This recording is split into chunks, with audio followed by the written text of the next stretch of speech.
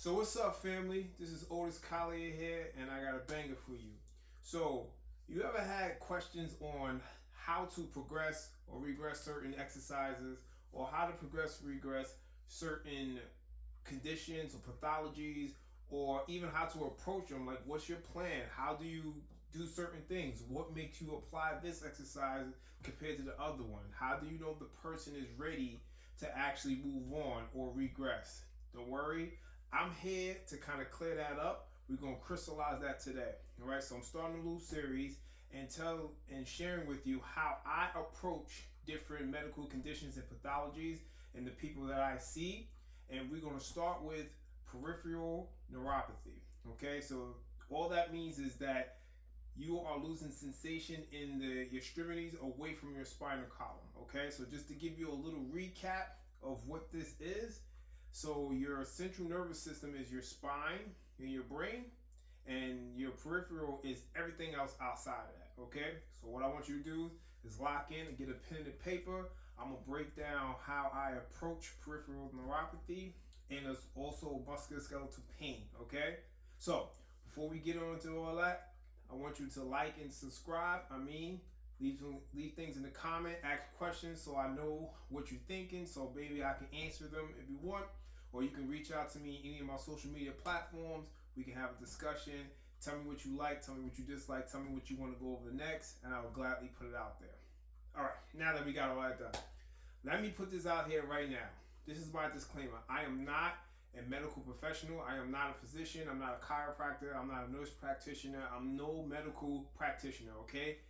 I am not here to diagnose anything, all right? I am not here to tell you how to treat, all right? My job here is an educational purpose and give you a little glimpse of how I approach certain things, all right? But if you have any signs, symptoms, please go reach out to your medical practitioner and let them handle it. I am not here to diagnose. I am not a medical professional. All right, now we got that out of the way. So we're talking about peripheral neuropathy, y'all. Okay, so this is actually a very common condition that we have right now. Most common one you notice is diabetic neuropathy. Basically, when people have type 2 diabetes, they lose sensation in their feet. All right, hence why they tell them to wear shoes or socks so they won't hurt themselves, they won't prick. Because when you have neuropathy, it's really hard for you to sense things, particularly the further away from your spine, the harder it is to sense. So your limbs is harder to sense than your sternum. Even going into your limbs, your fingertips is harder to sense versus your shoulders. So the further it is away from your midline, your spine, the harder it is for sensation. Okay. So what is neuropathy? All that means is that your nerve endings are starting to be damaged. Well, is the axon or is the myelin? All right. So we're not going to really get too deep into that. All right. So I'll put up another video somewhere up here, and I'll explain exactly, break down the nerves and how the anatomy of the nerves and what do they do, what each part, but that's for another video. So right now, we're going to get into how to treat peripheral neuropathy, all right? So we have three main points here that I'm going to try to cover as quick as possible, all right? I'm trying to time myself. Okay, the first one is addressing the monotonous programming for specifics when you're trying to progress or regress exercise. It's real wordy. In other words, how do you get out of giving everyone the same exercises, the same sets, everything is looking the same when you write it down a document, everything looks the same. Session 1, session 5 looks the same exact way. All your neuropathy patients have the same exact exercise, the same exact program. And how do you learn how to progress and regress? So why is that important? That's important because when you document, when you send it to an insurance carrier, or you document, or you have your POC or POE, when you send it to the doctor, when you send it to insurance, they're going to see it like, okay, you have to explain to me where's the progression, how are they getting better? The whole purpose of rehabilitation is to get them better. You must get them from point A to point B in a progressive manner, and you must show medical necessity, and you must show progression, all right, to get them back to their baseline functional level. So if everything is the same, how are they getting better? And more importantly, how are you medically necessary to do it? That's a key there, okay? You need to be medically necessary to do it, all right? if you're going to work with these type of population. If you're just doing regular people, okay, but in these medical condition population, you have to show your medical necessity in it. And having the same exercise is not going to work. So that is one. We're going to show you how to regress and progress quickly on that, okay?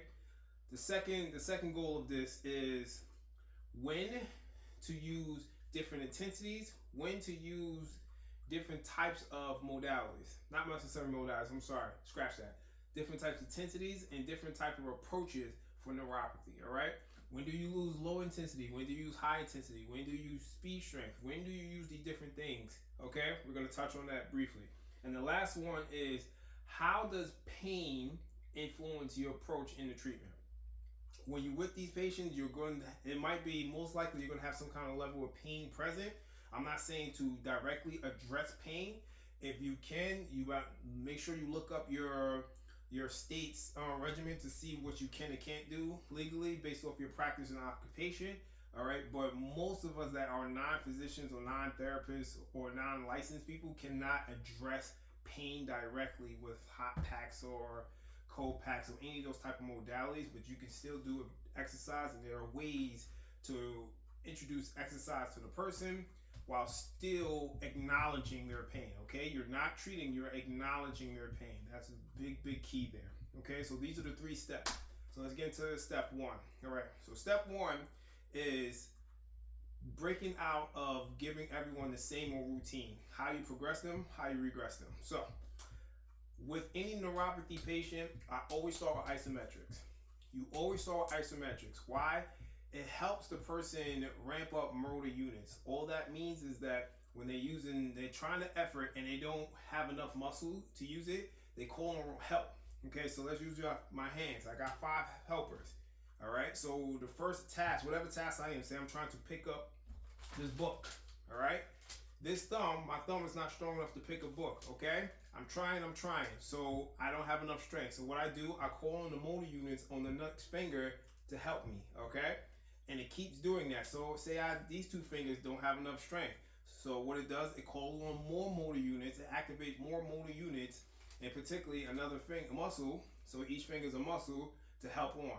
And it constantly do that until it reaches up to 2 points. Whether it's 1, it has enough motor units and have enough strength and muscles on board to do said task, pick up paper, or it has recruited all the motor units it has within that region of muscles, and it can't move anymore, okay? So these are isometrics. It's great to have isometrics because you're teaching the client how to recruit muscle units within that set task, okay? That's very important.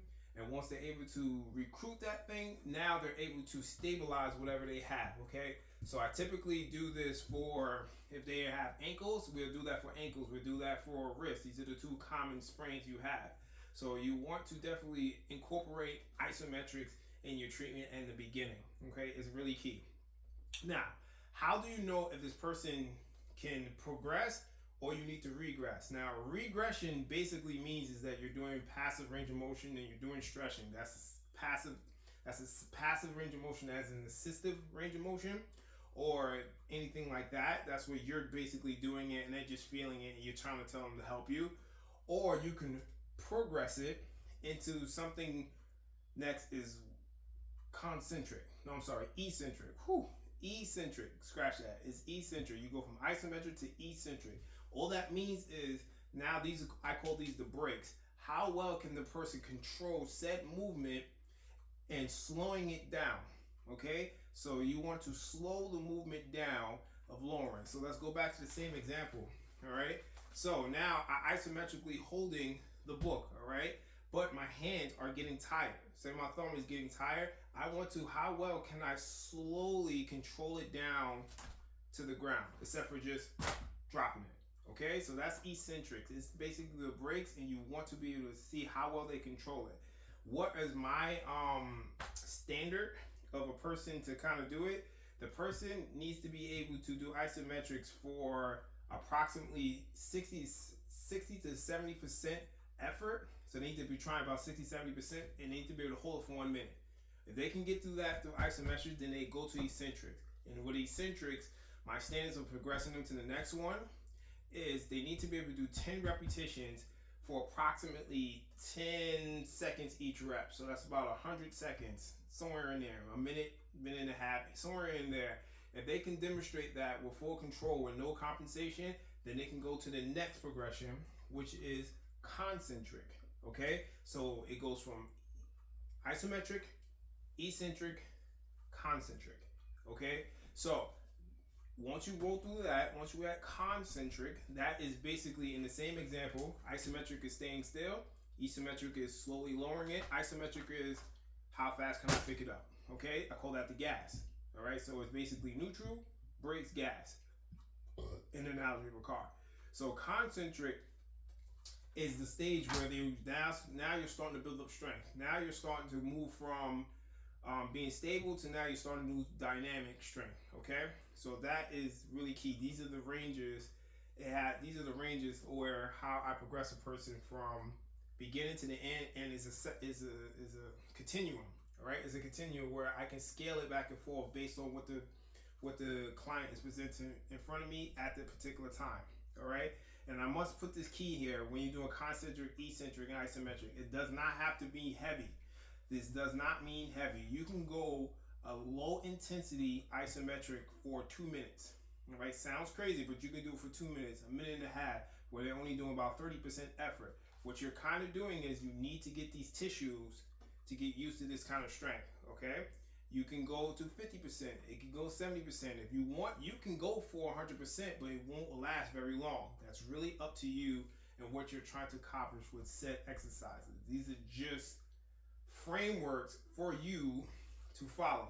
Okay, boom. So that's one. So the second one, that is basically how to progress and regress.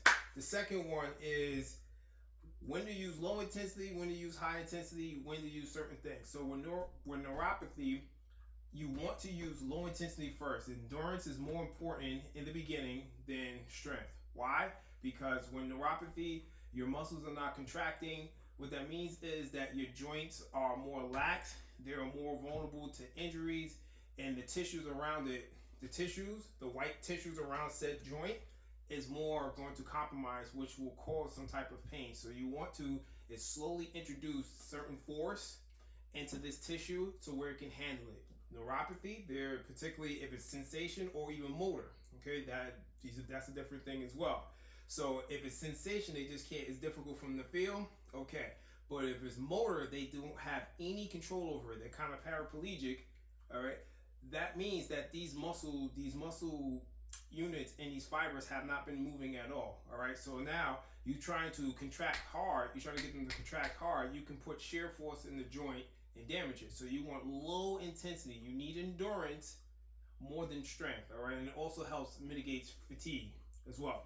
So low intensity first. Low intensity, maybe 30% effort for how long? A minute, 2 minutes, something like that. They need that first, all right?